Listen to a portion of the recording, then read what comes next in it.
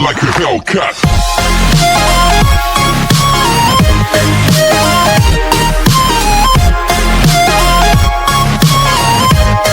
Drama की starting में पहले हमें इस ड्रामा की मेन फीमेल लीड को दिखाया जाता है जिसका नाम है फांगयान, जो कि एक स्टूडियो में अपना वॉइस ऑडिशन देने जा रही थी क्योंकि वो एक बहुत ही अच्छी वॉइस आर्टिस्ट है, जिसके लिए उसको उसके फ्रेंड्स गुड लक भी बोलते हैं। तो फिर जब फांगयान सभी जजेस के सामने अपना ऑडिशन देती है तो उसे सुन सभी जजेस फांगयान से बहुत ही ज्यादा इम्प्रेस हो जाते हैं क्योंकि फांगयान अपनी क्यूट वॉइस और पूरे इमोशंस के साथ बहुत अच्छे से ऑडिशन दे रही थी।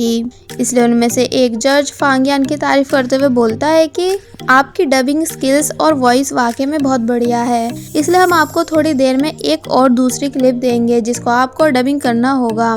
तो इसके लिए फांगयान मान जाती है और अपने फ्रेंड्स के पास आकर बहुत ही ज्यादा खुश होने लग जाती है। जिसके बाद नेक्स्ट सीन में हमें इस ड्रामा के मेन कैरेक्टर को दिखाया जाता है जिसका नाम है मैंग, जो कि एक बहुत ही फेमस प्रोड्यूसर है क्योंकि उसकी प्रोड्यूस की हुई सभी मूवीज ऑलवेज बॉक्स ऑफिस पर 10 बिलियन तक की कमाई कर लेती हैं। और साथ ही फांगयान जिस मूवी के लिए अपना ऑडिशन दे रही है उसका भी प्रोड्यूसर और कोई नहीं बल्कि मैंग ही है। इसलिए जब मैंग भी जजेस के द्वारा सिलेक्ट हुई फांगयान की वॉइस को सुनता है तो उसे भी फांगयान की वॉइस बहुत ही ज्यादा पसंद आती है। इसलिए वो फांगयान के ऑडिशन को लाइव देखने के लिए अपनी कार से अपने स्टूडियो की तरफ निकलता है।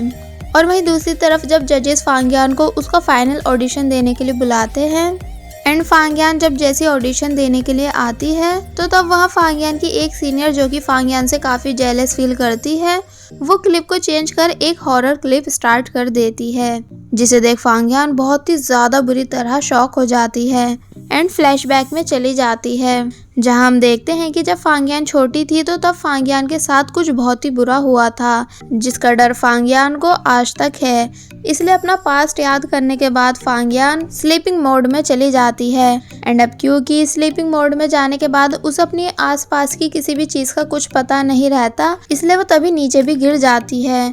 तो ये देख सभी लोग काफी ज्यादा हैरान हो जाते हैं कि आखिर फांगयान को हो क्या गया। एक्चुअली फांगयान को एक स्ट्रेंज बीमारी है, मतलब कि जब भी वो शॉक होती है तो फिर वो स्लीप वॉकिंग में चली जाती है, मतलब कि नींद में चलने लगती है, जिसके बाद फिर उसे पूरे 10 घंटों के बाद ही होश आता है। इसलिए फांगयान के फ्रेंड्स फांगयान के पास आकर उसको उठा के वापस घर ले जाने लगते हैं, जहाँ जब जैसी उसकी एक फ्रेंड कार लेने चली जाती है और दूसरा फ्रेंड अमरेला, तो तब वहाँ एंट्री होती है मैंग की, जो कि अपने स्टूडियो आ रहा था। इसलिए वो फांगयान को फर्स्ट टाइम बहुत ही क्लोज से देखता है, बट फांगयान स्लीप वॉकिंग में होने की वजह से मैंग को देख नहीं पाती। एंड देन फांगयान के फ्रेंड्स वहाँ आकर फांगयान को अपने साथ ले जाते हैं। जिसके बाद नेक्स्ट सीन में हम देखते हैं कि फांगयान अपने डॉक्टर से बोलती है कि मैंने सभी तरह की मेडिसिन खा ली और थेरेपीज ले ली जैसा कि आपने बोला था, पर तब भी मेरी स्लीप वॉकिंग की बीमारी ठीक क्यों नहीं हो रही है। जिस पर डॉक्टर बताते हैं कि रिसेंटली कई सारे डॉक्टर्स और साइंटिस्ट ने इस स्लीप वॉकिंग केस पर रिसर्च की है, जिससे उन्हें ये पता चला है कि जब कोई स्लीप वॉकिंग पर्सन एक दूसरे पर्सन से मिलता है जो कि उसे सिक्योर फील करा सके तो उससे उसकी ये स्लीप वॉकिंग वाली बीमारी ठीक हो जाती है। इसलिए अगर तुम्हें भी अपनी इस बीमारी से पीछा छुड़वाना है तो तुम्हें इसके लिए अपना लाइफ पार्टनर ढूंढना होगा जो कि तुम्हें सिक्योर फील करवा सके। तो ये सुन फांगयान कुछ सोचने लग जाती है। जिसके बाद नेक्स्ट डे हमें इस ड्रामा के सेकंड मेन कैरेक्टर को दिखाया जाता है जिसका नाम है वी, जो कि एक बहुत ही फेमस एक्टर होने के साथ साथ एक बहुत अच्छा सिंगर भी है। इसलिए वी की फैंस फॉलोइंग भी बहुत ही ज्यादा है क्योंकि उसकी फैन गर्ल्स उसको अपना ड्रीम बॉय मानती हैं, इंक्लूडिंग फांगयान, क्योंकि वो भी वी की एक बहुत बड़ी फैन है। वी एक प्रेस कॉन्फ्रेंस में सिंगिंग कर रहा होता है जहां मैंग भी था, क्योंकि मैंग और वी दोनों रियल ब्रदर्स हैं, बट ये दोनों फैमिली प्रॉब्लम्स की वजह से एक दूसरे को पसंद नहीं करते। इसलिए जब वी की सिंगिंग खत्म होने के बाद सभी लोग उसके लिए खड़े होकर क्लैपिंग करने लग जाते हैं, बट मैंग नहीं। और वहीं फांगयान भी अपने फ्रेंड्स के साथ प्रेस कॉन्फ्रेंस के लिए आती है, बट पास नहीं होने की वजह से सिक्योरिटी गार्ड उन्हें अंदर जाने नहीं देता।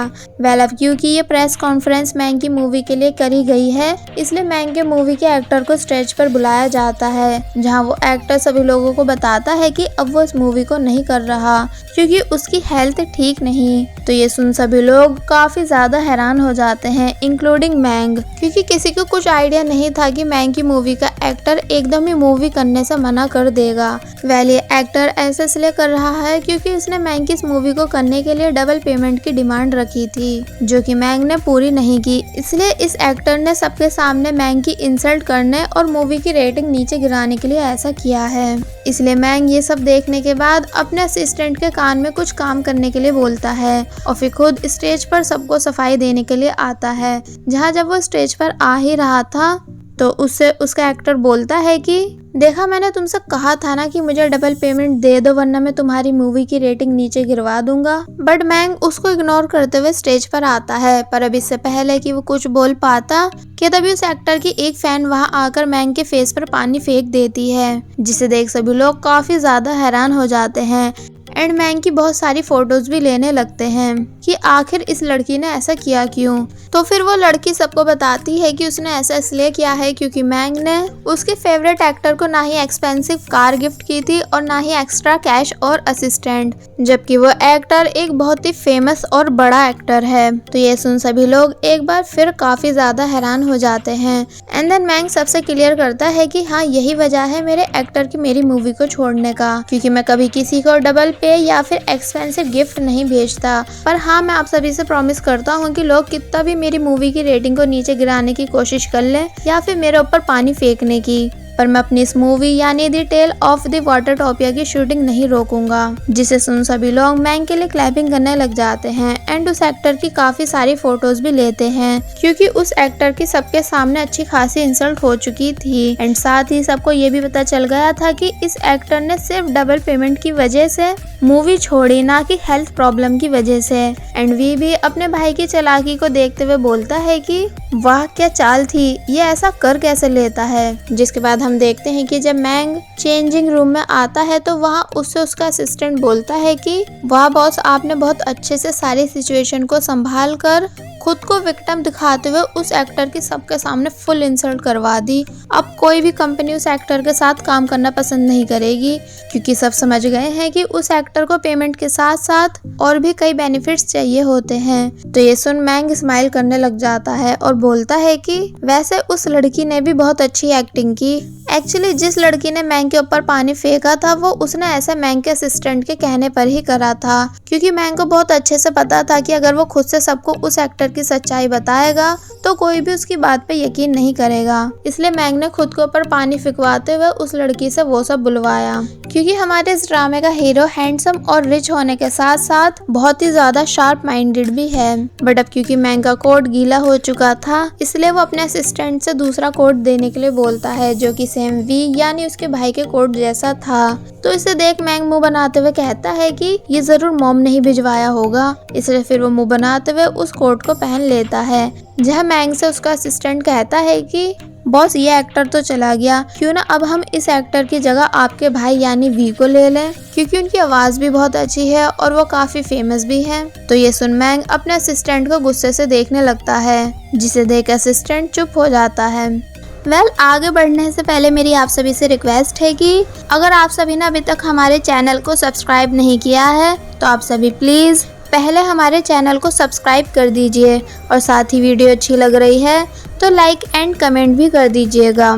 और वहीं दूसरी तरफ हम फांगयान को देखते हैं, जो कि अपनी फ्रेंड के साथ खड़ी हुई बातें कर रही थी कि तभी उसकी फ्रेंड बोलती है कि तुम यहीं रुको, मैं अभी वॉशरूम से आई। जिसके बाद जब जैसी उसकी फ्रेंड वॉशरूम के लिए जाती है कि तभी वहां एंट्री होती है वी की, जो कि अपनी टीम के साथ जा रहा था। जिसे देख वी की सभी फैंस वी की तरफ भागना शुरू कर देती हैं। एंड अब क्योंकि फांगयान हॉल के बिल्कुल सेंटर में खड़ी थी, इसलिए वो उन सभी को खुद की तरफ भागता हुआ आता देख फांगयान बहुत ही बुरी तरह शॉक हो जाती है, क्योंकि उसको उन सभी गर्ल्स के फेस चिल्लाते हुए काफी डरावनी दिख रहे थे। इसलिए वो हर बार की तरह इस बार भी सिर्फ वॉकिंग में चली जाती है। और वहीं दूसरी तरफ से एंट्री होती है मैंग की, जो कि वो भी अपने असिस्टेंट के साथ आ रहा था।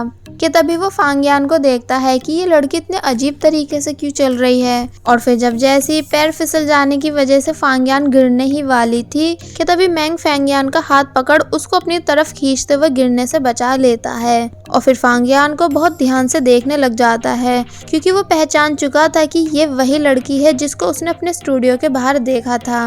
एंड फांगियान मैंग के और करीब होकर अपनी आईज अच्छे से क्लोज कर लेती है क्योंकि उसे मैंग के साथ बहुत ही सिक्योर फील हो रहा था। देन ये सीन यहीं कट होता है, जिसके बाद नेक्स्ट सीन में हम फांगियान को उसकी शॉप में देखते हैं जो कि एक म्यूजिक प्लस कॉफी शॉप है, जहां फांगियान का दोस्त हैरानी के साथ फांगियान के डॉक्टर को कॉल पे बताता है कि फांगियान पहली बार स्लीप वॉकिंग में जाने के बाद कुछ ही मिनट्स में होश में आ गई, जबकि ऐसा कभी नहीं हुआ। तो इस पर फांगियान कुछ सोचते हुए कहती है कि क्या सच में मेरी बीमारी ठीक हो सकती है। तो इस पर उसका दोस्त बोलता है कि हाँ बिल्कुल, बल्कि मुझे तो ऐसा लग रहा है कि तुम जिस पर्सन की गोद में गिरी थी वही फ्यूचर में तुम्हारा लाइफ पार्टनर बनेगा। तो ये सुन फांगियान मुंह बनाने लग जाती है। और वहीं दूसरी तरफ मैंग भी फांगियान से मिलने के बाद बहुत ही गहरी सोच में था, जिसे देख जब जैसे उसका असिस्टेंट उससे इसका रीजन पूछता है तो वो बोलता है कि पता नहीं, पर मुझे ऐसा लग रहा है कि जैसे मैं उस लड़की को पहले से जानता हूँ, मतलब कि जैसे हम कई साल पहले भी मिल चुके हैं। तो इस पर मैंग का असिस्टेंट कहता है कि बॉस ये सब आपका सिर्फ वहम है और आप ये सब छोड़ो, बल्कि ये सुनो, क्या आपको पता है कि आपके भाई यानी वी ने वेब ऐप पर एक दूसरा अकाउंट बना रखा है जिसे वह सिर्फ एक लड़की को फॉलो करता है जिसका नाम है इंजियांग। पता नहीं ये लड़की कौन है। साथ ही इस लड़की ने अपने अकाउंट पर कोई पिक भी पोस्ट नहीं कर रखी है, बस ये लड़की डेस्टिनी से रिलेटेड पोएम रिकॉर्ड करके पोस्ट करती है। तो ये सुन मैंग हैरान होता है और अपने असिस्टेंट से कहता है कि जितनी जल्दी हो सके इस लड़की का पता लगवाओ कि आखिर ये लड़की है कौन, जिसके लिए असिस्टेंट मान जाता है। वेल ये इंजियान नाम की लड़की और कोई नहीं बल्कि फांगियान ही है, पर अभी किसी को इस बारे में कुछ नहीं पता। और वही दूसरी तरफ फांगियान की फ्रेंड एक न्यूज देखने के बाद फांगियान को बताती है कि क्या तुम्हें पता है कल प्रेस कॉन्फ्रेंस में वी भी आया था। पर फिर वो तभी वी के कोट को नोटिस करते हुए बोलती है कि अरे ये तो पीछे से बिल्कुल उसी पर्सन की तरह दिख रहा है जिसकी गोद में फांगियान आज गिरी थी, क्योंकि मैंने उस पर्सन को पीछे से जाते हुए देखा था। और फिर बहुत ही ज्यादा शॉक होते हुए कहती है कि इसका मतलब वो पर्सन वी था जिसकी वजह से फांगियान इतनी जल्दी होश में आ पाई। तो ये सुन फांगियान और उसका दोस्त दोनों ही बहुत बुरी तरह हैरान हो जाते हैं। एंड फांगियान बोलती है कि अरे नहीं, ऐसा नहीं हो सकता। तो इस पर उसकी फ्रेंड बोलती है कि अच्छा तुम्हें कैसे पता कि ऐसा नहीं हो सकता। और फिर कहती है कि देखो, अगर तुम वी से मिलोगी तो तुम अपनी इस बीमारी से आसानी से छुटकारा पा पाओगी। और फिर वो एक बुक पर फांगियान को कुछ लिखकर दे के चली जाती है, ये कह के कि इस बारे में सोचना जरूर, ताकि फिर हम आगे के लिए कोई प्लान बना सके।